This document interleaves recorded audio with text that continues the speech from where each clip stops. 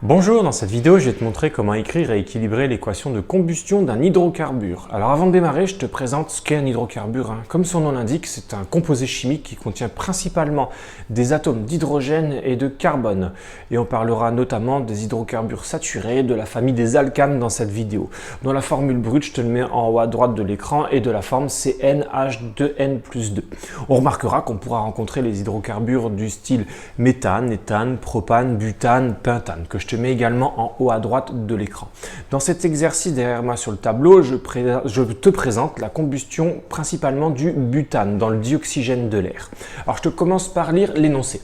Le butane, de formule chimique C4H10, est un hydrocarbure dont la combustion complète dans le dioxygène de formule chimique O2 de l'air produit de l'eau de formule H2O et du dioxyde de carbone CO2, tout en dégageant une importante quantité de chaleur. Alors, on voit que nous avons dans cette phrase les réactifs qui vont donner des produits. Je te propose de visualiser, de voir cette expérience au laboratoire qui a été réalisée sur cette petite vidéo en haut à droite de l'écran qui nous montre que nous pouvons la réaliser très simplement. Il suffit de prendre un briquet qui contient essentiellement du butane, de le mettre en dessous d'un bécher que nous retournons et on voit apparaître au bout d'un certain temps un petit dégagement de buée sur les parois du bécher qui est caractéristique de la présence d'eau, H2O.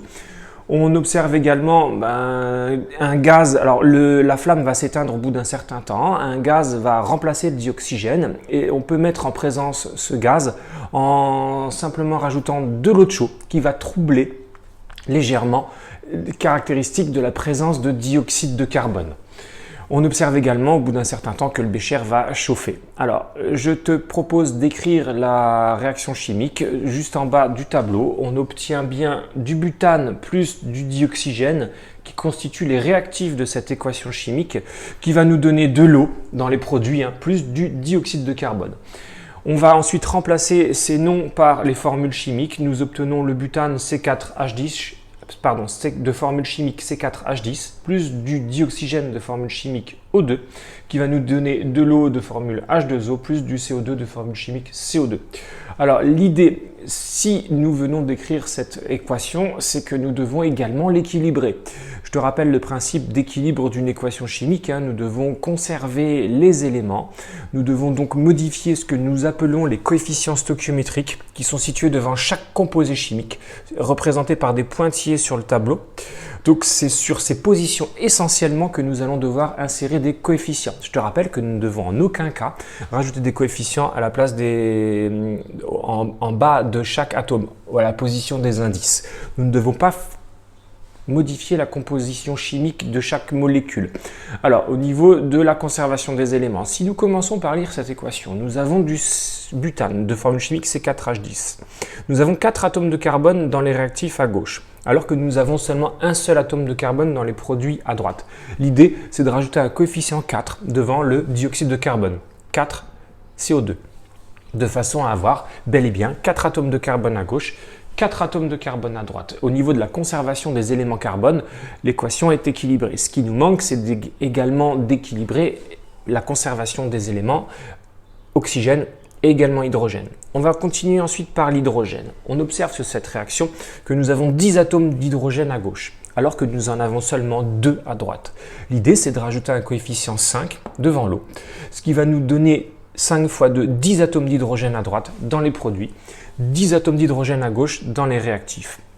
Au niveau du carbone, c'est bon. Au niveau de l'hydrogène, c'est correct. Il nous manque également à équilibrer les atomes d'oxygène.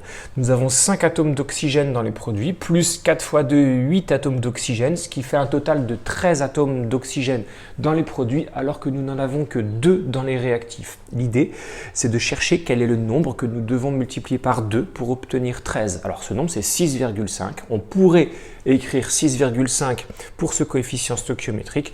Il est plus élégant de l'écrire sous forme d'écriture fractionnaire. Nous pouvons écrire 13 demi. Alors je te rappelle que 13 fois 2, ça fait 26 divisé par 2, ce qui donne 13 atomes d'oxygène à gauche dans les réactifs. Et 5 fois 1, un atome d'oxygène, plus 4 fois 2, 8 atomes d'oxygène, ce qui fait 13 atomes d'oxygène dans les produits. Nous avons bel et bien équilibré cette réaction chimique. Alors, une fois que cette réaction chimique est équilibrée, je te rappelle également que l'idée d'un point de vue chimique de la combustion d'un hydrocarbure, c'est de dégager, on n'en a pas parlé, une importante quantité de chaleur. On appelle cette réaction une réaction exothermique. Alors la principale utilisation, c'est pour se chauffer. Simplement, c'est le principe d'une chaudière à gaz qui va chauffer une grande quantité d'eau qui va ensuite circuler au sein des radiateurs qui va nous permettre de chauffer notre maison. Voilà, je t'ai montré comment écrire et équilibrer l'équation de combustion d'un hydrocarbure. Travaille bien et n'hésite pas à t'abonner si tu souhaites voir d'autres vidéos.